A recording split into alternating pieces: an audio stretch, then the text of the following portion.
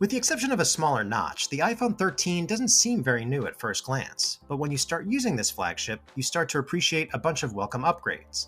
The new iPhone's display is brighter than before, the battery life is longer, and Apple has improved an already great camera system with better sensors and features like cinematic mode that make you feel like a pro even on a non-pro phone.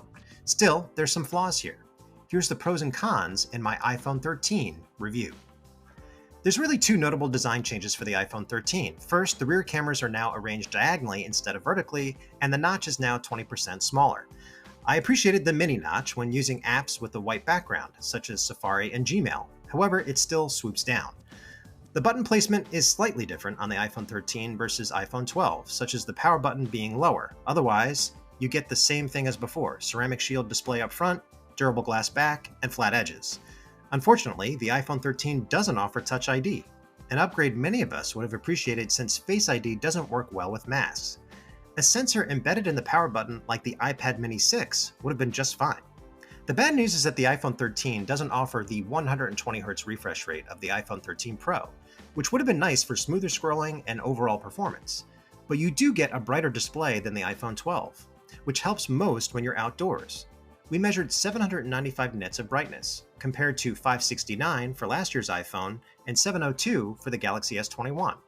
The overall display quality continues to be stellar, with great colors, contrast, and viewing angles. When watching the trailer for The Matrix Resurrections, I could make out individual hairs on Neo's beard as he stared up into the sun, and I could almost feel the punch he delivered to the new Morpheus. The iPhone 13's cameras get a number of key upgrades. This includes a main camera that lets in more light, an ultra-wide camera that captures more scene, and an improved night mode. The overall image quality was top-notch in my testing, complete with compelling portrait shots, plenty of detail, and colorful ultra-wide landscapes. If you want more control, you'll appreciate the photographic styles feature. You can switch between multiple options in the camera app, including standard, vibrant, rich contrast, warm, and cool. I put the iPhone 13's cameras up against Samsung's best and the iPhone 12, and the new iPhone fared quite well. In this photo taken at a reservoir, you can see how superior the iPhone 13's camera is compared to the Galaxy S21 Ultra. The water looks more translucent, and the iPhone 13 does a better job rendering the shadows around the wood. The iPhone 13 also delivered a better looking shot of these Halloween decorations. The sign looks more vibrant, as do the surrounding real-life pumpkins. The S21 Ultra's pic is pretty sharp, but looks kind of flat. In many shooting situations, the iPhone 13 was on a par with the iPhone 12, but I did notice a marked improvement in night mode. The iPhone 13 captures a brighter pink in the hydrangea flowers in the dark, and this candle shot looks crisper in very low light. With this selfie, the iPhone 13 delivers colors that are a bit too saturated, while the S21 shot looks a bit hazy and washed out, so it's kind of a drop for me.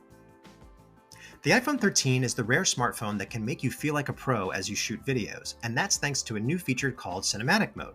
The effect brings depth of field to your footage and automatically changes the focus to various subjects. It's almost like magic. When recording a couple of dogs, I was really impressed when the iPhone 13 placed the focus on the pup that was closest to me at first. You can also change the focus point manually by tapping the screen. The bokeh effect on the background is also pretty convincing and immersive, as you can see in this footage of me walking along a trail. And in this clip of me trying to sneak a cookie, the iPhone 13 did a fairly good job deciding when to focus on me versus the plate. Cinematic mode isn't perfect, as the iPhone 13 sometimes took a second to recognize faster moving subjects, and you can't do cinematic mode in 4K, but overall it's a cool feature. The video quality from the iPhone 13 is the best I've seen from a phone, with improved noise reduction and better dynamic range. This Dolby Vision HDR footage of waves lapping up against the sand is almost mesmerizing, and this sweeping landscape of the Battle of Monmouth site delivers a crystal clear blue sky and lots of details in the clouds and surrounding trees. The A15 Bionic inside the iPhone 13 doesn't offer a dramatic performance gain over the iPhone 12, but it's still the fastest chip in any phone. In a game like Genshin Impact, the animations and effects felt console quality as I climbed mountains, swam through water, and tried to battle enemies. I was equally impressed by the seat gap, which instantly identified plants when I pointed the camera around a nearby park.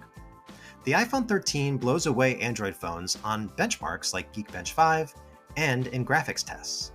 On 3D Mark Wildlife, the new iPhone hit 55.9 frames per second. That's a bit higher than the iPhone 12 at 51 FPS, but the Galaxy S21 Ultra mustered only 33. One of the best iPhone 13 upgrades is longer battery life, thanks to a bigger battery, more efficient display, and the A15 Bionic chip. On the Tom's Guide battery test, which involves continuous 5G web surfing, the iPhone 13 endured for 10 hours and 33 minutes.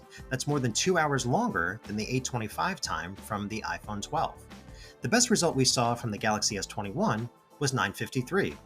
Unfortunately, the iPhone 13 offers the same lame charging speeds as before. The new iPhone got to 51% in 30 minutes, with Apple's optional 20-watt charger. Other phones are much speedier. The iPhone's 15-watt MagSafe charger is even slower, but some may find it more convenient because you don't have to deal with lightning. The iPhone 13 doesn't quite wow like the iPhone 13 Pro and Pro Max, which offer a 120Hz display, telephoto zoom, and macro photography. But at $799, this is the best new iPhone for the money. The cameras are simply the best you'll find in this class, and I especially like the longer battery life. I wouldn't recommend that iPhone 12 owners upgrade to the new iPhone, but the iPhone 13 could be worth it if you own an iPhone 11 or older device.